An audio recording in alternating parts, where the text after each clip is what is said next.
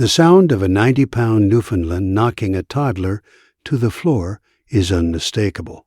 Sarah heard it from the kitchen, that heavy, dull thud that makes every parent's blood stop. She dropped the dish towel and ran. Atlas had Ava pinned. The toddler was flat on the carpet, face up, the dog's massive head lowered directly over the child's face. Ava was crying, not screaming, just that confused, frightened cry that meant something hurt, but nothing was broken yet. Atlas. No. For the first time since they brought him home 3 years ago, he didn't obey immediately. His body was rigid. His eyes stayed locked on Ava. She pulled harder. The dog finally stepped back, but slowly, reluctantly. Ava sat up, tears streaming, reaching for Sarah. No visible injuries, no blood, just scared. But that sound, that thud, that had been real. She scooped Ava up and carried the toddler to the couch, heart still racing. Atlas stood exactly where she'd pulled him, staring at them both. His tail wasn't wagging.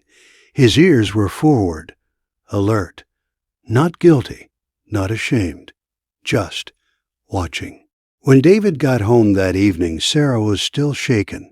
She explained what happened. The sound, the way Atlas had Ava on the floor, the way he wouldn't move when she called him. David knelt down and checked Ava carefully. No bruises, no bumps. The toddler was already playing again, completely fine. But Sarah wasn't fine. "He's never done anything like that," David said. "I know. That's what scares me." The dog sat in the corner of the living room, eyes moving between David and Ava, calm, steady. Maybe it was an accident. It felt deliberate. That night, they kept Atlas in the laundry room while Ava slept. It felt wrong. He'd never been locked away before, but Sarah couldn't shake the image of that moment. The weight of the dog on top of their child. The next morning, it happened again. Sarah was changing Ava's diaper when Atlas came into the nursery. He walked directly to the changing table and pressed his nose against Ava's face, not sniffing, pressing. Atlas back. He didn't move. She said it louder. "Atlas, back, now." Still nothing. She physically pushed him away. He took 2 steps back, then immediately moved forward again, nose going straight to Ava's mouth. Sarah's patience snapped. Out. Now. Atlas finally left, but only after she raised her voice to a level that made Ava start crying. That afternoon, Sarah called the vet. The vet listened carefully, asked questions. How old was Atlas? Had there been any other behavior changes? Any aggression toward other people? No, just Ava. The vet was quiet for a moment, then said, "It might be stress. Sometimes dogs react unpredictably when there's a baby in the house, especially if they were used to being the center of attention." Sarah thanked her and hung up. By that evening, she'd made the decision. Atlas couldn't stay. David didn't want to believe it. He'd raised Atlas from a puppy, trained him, trusted him. But he'd also seen the fear in Sarah's face. He'd heard the description of that moment, the dog on top of their child refusing to move. They agreed to call a rescue organization in the morning. That night, Atlas slept in the garage. Sarah lay in bed, staring at the ceiling. She felt guilty. She felt scared. She felt like she was betraying a family member. But every time she closed her eyes, she saw Atlas's head hovering over Ava's face, and her chest tightened. At 2:47 a.m., the baby monitor lit up. Ava was crying. Not the usual fussy cry. Something else. A strange, weak sound. Sarah sat up immediately and grabbed her phone. The video feed showed Ava in the crib, barely moving. She ran. David was right behind her. When they opened the nursery door, Atlas was already inside. He'd somehow gotten out of the garage, somehow opened the nursery door, or it hadn't latched.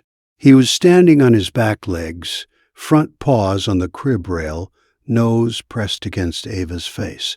"Atlas, get back." David grabbed the dog and pulled him away. Sarah reached into the crib and lifted Ava. The toddler's skin was pale, cold. The crying had stopped. "Something's wrong." The paramedics arrived in 6 minutes. One of them took Ava from Sarah's arms, checked vitals, asked rapid-fire questions. When did this start? Any fever? Any vomiting? Any known allergies? The second paramedic noticed Atlas. He was standing in the hallway, completely still, eyes fixed on Ava. "Has the dog been acting strange?" Sarah nodded, barely able to speak. "Yes, for 2 days." The paramedic looked at Ava again, looked at Atlas, then looked at Sarah. "We need to get to the hospital now." At the ER, a doctor examined Ava thoroughly. Blood tests, monitoring, questions. Then she came back into the room with a printout and a very serious expression. "Your daughter's electrical activity in the brain showed pre-seizure patterns." The doctor continued, her voice calm but firm. "Another 10 minutes, and we would be having a very different conversation." She looked at both parents. "What made you bring Aher in tonight?" Sarah explained the crying, the monitor, the pale skin. The doctor nodded slowly. "And the dog?" "He wouldn't leave Ava alone," Sarah said quietly. "For 2 days, we thought he was being aggressive." The doctor's expression softened. "Dogs can detect seizure onset before we can. It's documented. The change in scent and breath chemistry, they pick it up long before symptoms are visible to us." Sarah sat down. "Atlas knew." The doctor nodded. "He was trying to tell you." When they brought Ava home 3 days later, Atlas was waiting by the door. Sarah knelt down and put her arms around his neck. "I'm sorry," she whispered. "I'm so sorry." Atlas exhaled slowly, leaning into her. That night, Ava slept in the crib. Atlas slept on the floor beside it. No one asked him to. He just did.